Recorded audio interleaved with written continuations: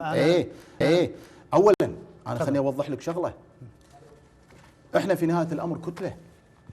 نعم نسعى لان نكون تنظيم، والتنظيم في الزاميه التصويت والموقف.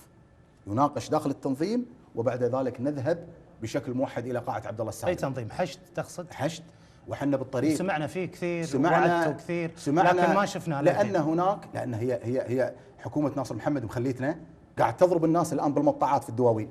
بالتالي ننتصر لمن؟ هل نروح نسعى الان لتكوين حشد ولا نروح ننتصر للحريات وللدستور اللي يحاولوا يفرقونه؟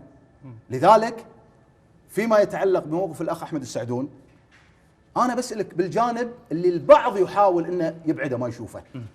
احنا لما قدمنا التعديلات واللي وافق عليها الاخ احمد السعدون، واللي قال الاخ احمد السعدون اذا هذه التعديلات لم يتم الموافقه عليها سيكون لي موقف. بالتالي استبعدنا الصحه والتعليم والمصافي البتروليه والمرافق العامه. انا اعتقد ان قانون التخصيص الان فرق من محتواه. اللي تبيه الحكومه لما تجي تبي تبيع البلد وتبي تبيع المرافق العامه والخدمات، مصالح الناس الاستراتيجيه تبيعها لمجموعه انا اعتقد ضاعت يعني ابو حمود عليها. انت تقول انتم كتله سياسيه كل واحد فيكم له راي. احمد السعدون وقف مع الخصاصه، انا ضدها قدر المستطاع. احنا كتله قدر المستطاع ان نوحد ارائنا، لكن احيانا تكون وجهه نظر هني راي هني، لكن في ظل التنظيم الامر مختلف. بالعكس بالنظام الاساسي للتنظيم يجب ان تكون الاراء موحده. يعني علشان اختلفتوا في اكثر من وجهه نظر فكرتوا بفكره انكم تسوون هذا التنظيم؟ لا قبل ذلك. لا طيب. لا انا التنظيم قبل ذلك، وانا اعتقد ان حتى في قضيه التخصيص كان هناك نقاط اتفاق بيننا وبين الاخ احمد السعدون، ونقاط الاتفاق هي اللي حطت القانون بوضع الحالي، بالاضافه لبعض النواب الاخرين اللي وافقوا على هذه الاراء. زين، وصفت الحكومه بانها حكومه العار، ووزير الداخليه بانه ضلل الشعب، وعن وزير الماليه وزير التهاون وغيرهم كثيرا. مو التهاون يعني وزير شنو؟ وزير التوهان. التوهان. ايه صححت لي. إيه. زين، ما تعتقد هو هي قريبه، هذه ما تفرق عن هذه. مثل هالمسميات يعني والالقاب اللي تطلقها على الوزراء يعني تضع حتى انطباع سيء عند اولادهم على اقل تقدير، يعني على عائلتهم. انا رحت الى القضاء في هذا الموضوع. وزير الماليه رفع علي تقريبا حدود 11 قضيه، والحمد لله ان خسرهم القضيه تلو الاخرى. التوهان هذه عرضت على القضاء، خسر كل القضاء، خسر وعطى راي القضاء وعوضوك. قال انا افكر الان اني ارفع عليه قضايا تعويض، لكن هذا في طور التفكير، لان احنا الان عندنا امور اهم من قضيه طلب تعويض من وزير الماليه. لكن انا قاعد اقول لك ان كلمه التوهان او غيرها من الكلمات هذه عرضت على القضاء، وبالتالي عضو مجلس الامه ممكن ان يبدي بعض الاراء السياسيه المتعلقه بموقف وزير. هذه الفاظ مو اراء يعني. حلو. انا لما اقول حكومه العار، نعم قلت هذا الكلام داخل قاعه عبد الله السالم، بس انا ليش قلت هذا الكلام؟ يعني شنو ممكن اطلق على حكومه تضرب شعبها بالهراوات وبالمطاعات؟ شنو اقول على حكومه تسحب استاذ جامعي خبير دستوري من رجله وتضربه ضرب مبرح ومهين للكرامات؟ شنو اقول عن حكومه تهدر كرامات شعبها؟ شنو اقول عن حكومه لم تنفذ اوامر حضره صاحب السمو في قضيه الوحده الوطنيه؟ شنو اقول عن حكومه لما حضره صاحب السمو يلقي بيان يطالب الكل بالالتزام بالوحده الوطنيه من 24 ساعه قنوات فضائيه في الاعلام الفاسد تطلع مجموعه بالمقابلات تضرب الوحده الوطنيه وتشعله، وحكومه الشيخ ناصر محمد قاعد تتفرج. شنو اقول عن هذا كله؟ من يقدم صكوك الوطنيه والولاء، من اللي هو يملك انه يقول هذا كويتي وغير كويتي، والحكومه قاعده تتفرج. لاول مره اشوف حكومه تشوف شعبها يشتم وهي قاعده ما تتحرك. هناك من يقول ان مسلم البراق صوت قوي داخل قبه البرلمان وخارجها، يستمد هذه القوه من عناصر مؤثره في الاسره الحاكمه. شنو ردك؟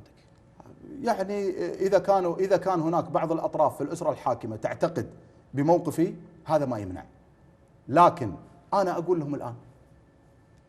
لهم الان وامس وباكر، واقول للناس مسلم البراك اذا قام بهذا الامر في مواجهه الحكومه، انا اقول لهم انتم قولوا للناس اذا مسلم البراك جاكم اليوم في مناقصه او جاكم يدعم تاجر في موقف او يبحث عن مصلحه، قولوا للناس وبينوا لهم ان مسلم البراك هذا اللي انتم تعتبرونه يعني له وضع معين في اذهانكم، اكشفوا للناس.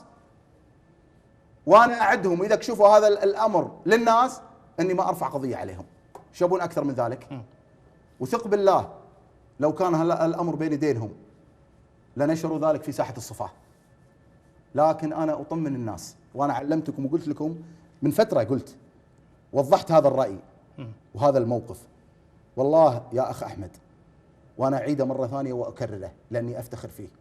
في يوم من الايام انا كنت عند وكيل نيابه في احدى القضايا، ويسالني في لحظتها جاني مسج،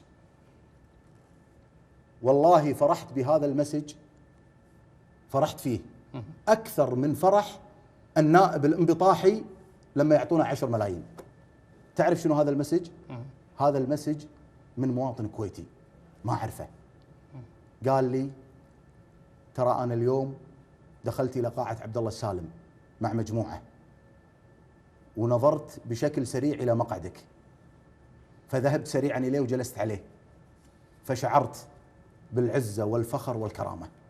وانا اقول لهذا المواطن، واقول منا الى المواطنين، قسما بالله ان مسلم البراك باذن الله لن يخذلكم ولن يتخلى عن موقفه، وان الكرسي اللي اتشرف فيه لان اشعر بثقتكم فيه قسما بالله ما يساوي عندي شيء متى ما تخليت عن الموقف وتخليت عنكم. زين. ابو حمود، ايضا يقولون بان معظم مؤيديك ممن يطلقون عليهم مزدوجي الجنسيه، وانت المدافع الاول عن تطبيق القوانين، وهذا قانون يمنع ازدواجيه الجنسيه. هل يعني يكون لك صوت في يوم من الايام بتطبيق القانون عليهم؟ انا قلت الكلام اول والحين ان ازدواجيه الجنسيه مخالفه للقانون. بس صدقني لو كان لو تقول هذا الكلام صحيح، اقسم بالله هو اللي يتحرك فيه وزير الداخليه. بس هذا الكلام يقوله انسان تعيس. شلون يتحرك فيه يعني؟ يعني لو يدري انه لو كان صحيح ان مسلم البراك هذا من مزدوج هم. بس انا بقول لك عن قضيه هذه مزدوج الجنسيه، هو اللي قاعد يوزع صكوك الولاء. وزاره الداخليه وبعض الاطراف لما شعروا بفشلهم قاعد يعطونا بعض المستندات ويطلعها بالقناه. يعطي منه؟ يعطي صاحب القناه اللي قاعد نعم. يشتم الناس أوكي. ويوزع صكوك الوطنيه. واضح. اسمه اقول لك اسمه ما له داعي. فانا من اللي قاعد يعطيه هذا الامر؟ من اللي قاعد يستقبله في اعلى المستويات التنفيذيه في الدوله؟ وزير الداخليه اعترف انه استقبله، قال انا استقبل الطيب والردي، الصاحي والمجنون. طيب من اللي قاعد يزوده؟ هو بلسانه قال ان من زودني بهذه البيانات، بعض البيانات من مكتب وزير الداخليه. لذلك انا قاعد اقول لك اولا قضيه المزدوجيه. طيب هذه الورقه اللي حاولوا يستخدمونها الان بشكل عبثي، طيب انتم اذا كان عندكم شيء طبقوه.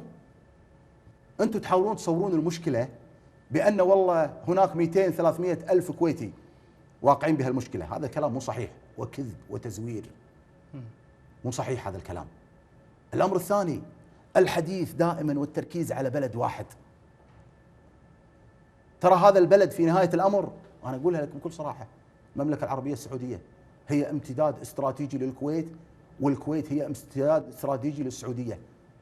هذا الامر كلنا شعرنا فيه ايام الاحتلال، عندما قال الملك فهد رحمه الله عليه: اما ان تعود الكويت او تذهب السعوديه معها. ودول مجلس التعاون كلنا جسد واحد. وكل دول مجلس التعاون. لا خلينا نتكلم واضحين اخ احمد، خلينا نتكلم بوضوح. لذلك الحديث ينصب على جهه واحده. انا عارف شنو القصد، لكن والله هذا القصد ترى يدمر البلد ويدمر الكويت، لان هناك من يريد ان يوصل رساله بالتشكيك بولاء ابناء القبائل، وهذا الكلام مو صحيح. ترى حنا اعتزازنا فيهم مثل اعتزازنا بكل فئات ابناء الشعب الكويتي، لكن شوف ايضا، شوفهم وين مواقعهم الان. منهم اسمح لي، منهم من في الجامعه باختصار بالقوات المسلحه، منهم من استشهد، الشهداء والاسرى شانهم في ذلك شان كل ابناء الكويت. كلنا نعرف طبعا. منهم من شكل المقاومه الشعبيه وصور الوحده الوطنيه باحسن صورها. فليش الان يجي هذا الضرب البشع بابناء القبائل بهذا الشكل؟ محمود، يقبله يعمله واحد يستفيد منه، لكن حكومه تتفرج؟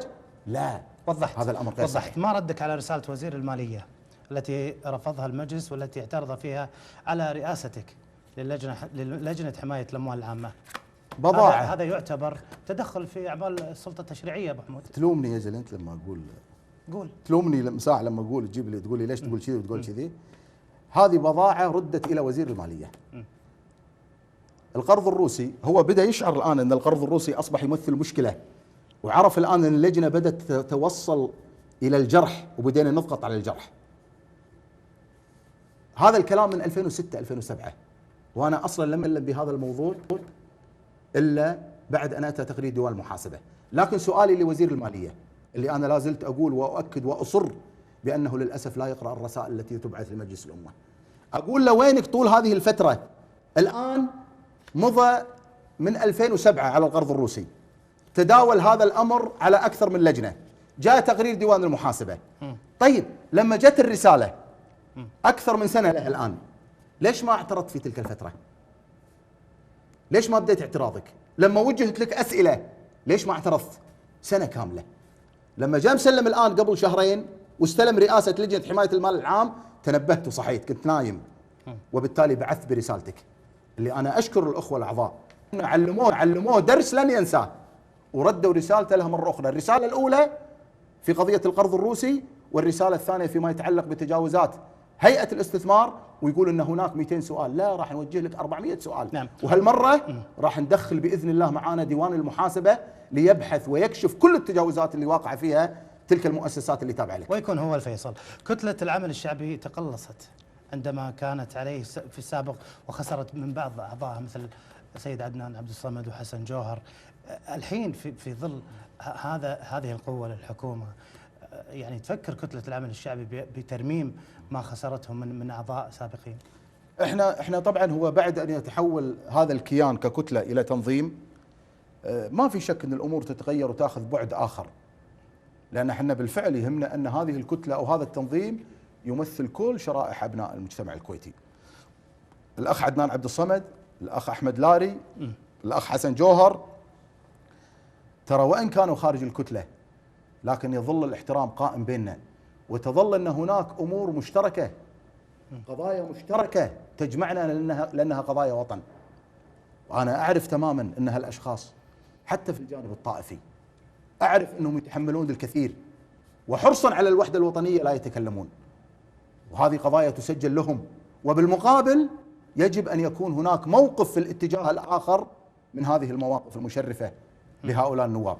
لذلك زين ابو حمود، تعتقد ان خروجهم من الكتله سبب خلل كبير فيها؟ لا، يعني هناك من يقول ان النائب الفاضل علي الدغباسي وخالد الطاحوس النائب الفاضل ايضا ما هم الا سوى امتداد لما يقول النائب مسلم البراك ويقول يعني احمد السعدون. ما رايك؟ لا مو صحيح. يعني انا اعطيك مثال بسيط.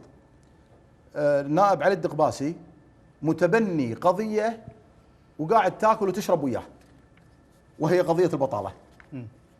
إذن هذه إضافة مهمة، أني أرى نائب في عقله وفي فكره وفي قلبه معاناة المواطنين، الأمهات والآباء اللي يشوفون أبنائهم يوميا، البعض منهم حاصل على شهادات جامعية ومع ذلك مهملين، ولم تنجح الحكومة في حل هذه المشكلة.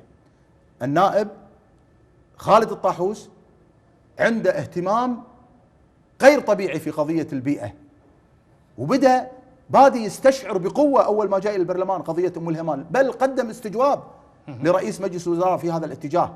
كذلك عنده اهتمام في قضايا المال العام. واضح. فلذلك بالعكس هم الأخ خالد والأخ علي، بعض الإعلام الفاسد والكتاب يتكلمون في هذا الاتجاه، نعم.